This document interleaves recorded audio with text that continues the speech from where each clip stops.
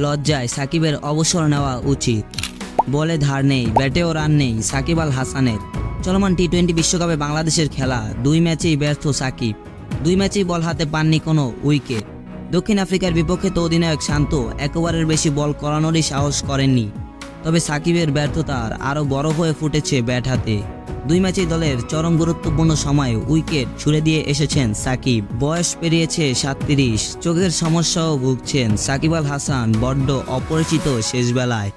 গোটা ক্যারিয়ারে অবিশ্বাস্য ধারাবাহিক সাকিব গত ওয়ানডে বিশ্বকাপ থেকেই ভুগছেন ফর্মহীনতায়। ব্যাট কিংবা বল কোনোটাতেই ঠিকঠাক হচ্ছে না তার। সবচেয়ে বড় কথা, দলের সবচেয়ে সিনিয়র খেলোয়াড় হয়েও দায়িত্বজ্ঞানহীন শটে প্রতিবার উইকেট ছুড়ে দিয়ে আসছেন তিনি।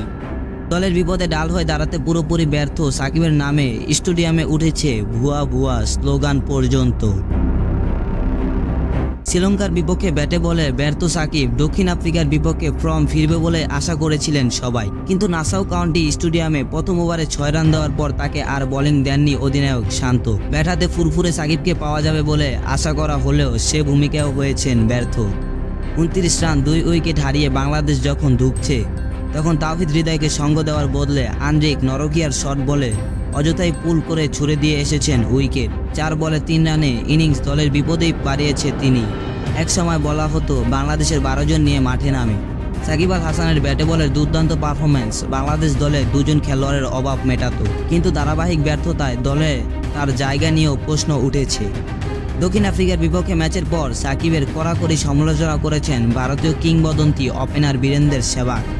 সাকিবের দায়িত্ববোধ নিয়ে প্রশ্ন তুলে অবসর নেওয়ার পরামর্শ দিয়েছেন সাবেক এই বিস্ফোরক ওপেনার। কির্কবাজি অনুষ্ঠানে সেহবাগ বলেন, আপনি সাকিব একজন এত সিনিয়র খেলোয়াড়, আপনি অধিনায়কও ছিলেন এতদিন, আর এরপরও আপনার এত বাজে গেমস। আপনার নিজেরই তো লজ্জা হওয়া উচিত। অনেক হয়েছে, টি-20 ফরম্যাট থেকে অবসর নিচ্ছি, এটা আপনার নিজেরই বলে দেওয়া উচিত এখন।